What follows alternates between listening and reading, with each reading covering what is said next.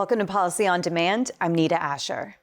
And I'm Scott McCandless. It is the week of January 9th, and this is your Monday briefing. On today's episode, we'll look at how leadership changes in the Republican-controlled House could affect tax policy.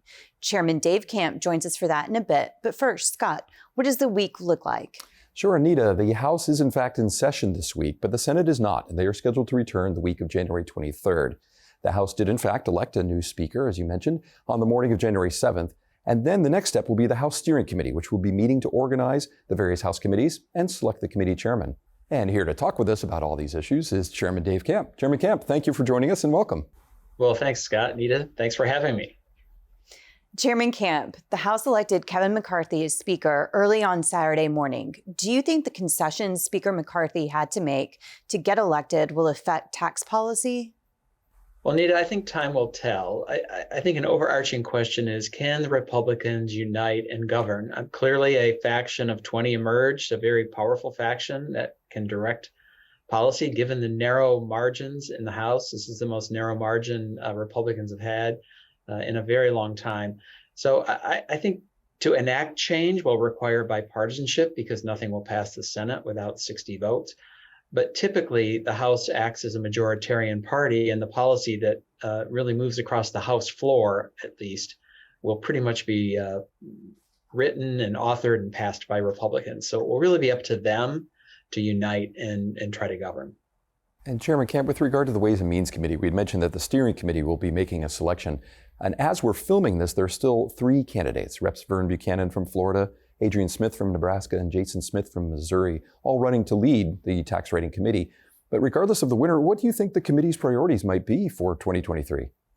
Well, one of their first priorities will be one of the first bills on the floor, which will be rescinding funding from the IRS. And that is going to be a Ways and Means bill. But I think some of the issues left over from the last Congress, whether that's full expensing or whether that's net interest deductibility or research and R&E expensing. I think that those things are all going to be continue to be issues.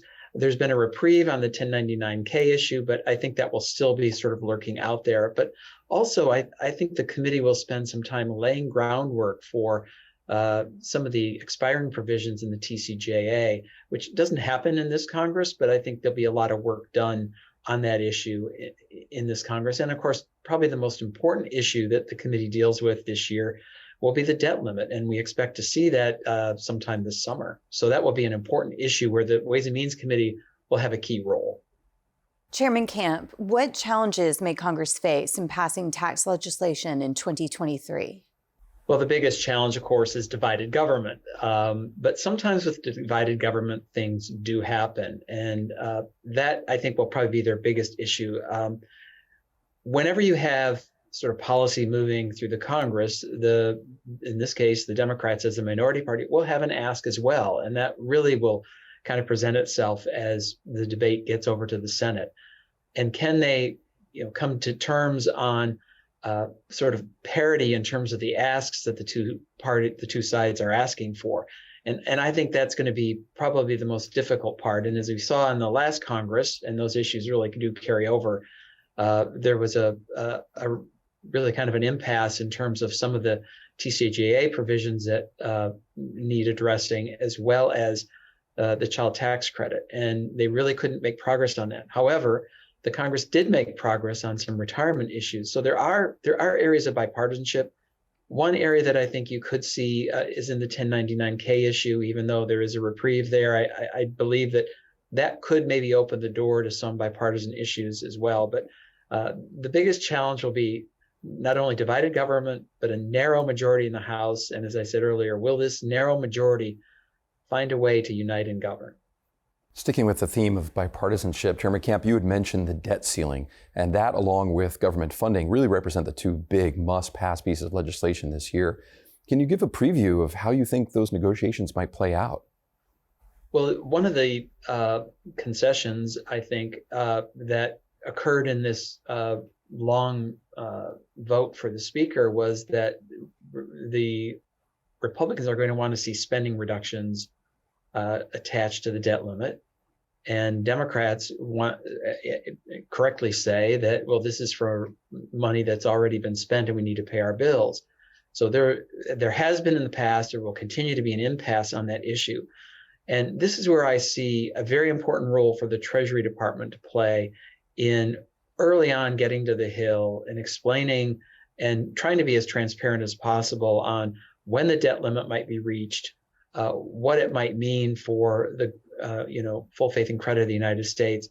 And ultimately, I think on this, as we've seen in the past, the Senate comes to the rescue because they will more likely be a bipartisan approach emerge at some point.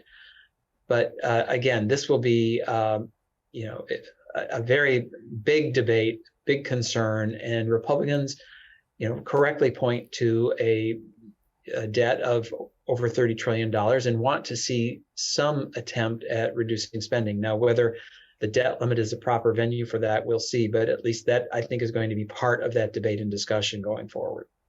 Chairman Camp, what action should companies consider as we enter the new Congress? Well, companies have a lot of opportunity here because there are a lot of new members of Congress. We will see a number of new members on both the House Ways and Means Committee and the Senate Finance Committees, and those are critical committees for many companies.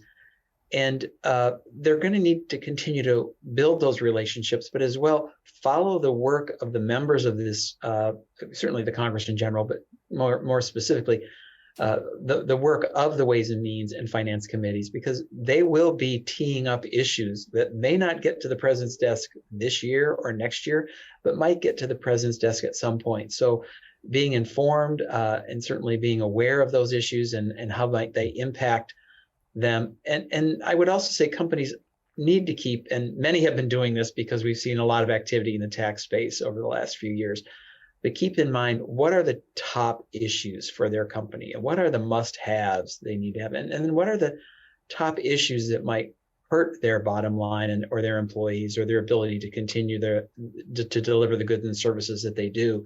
And so to have those clearly in mind as we go through this period. But I do think this will be a session that some groundwork gets laid for the TCJA. There may be changes to that, and they will want to monitor those and be aware of how they impact them specifically.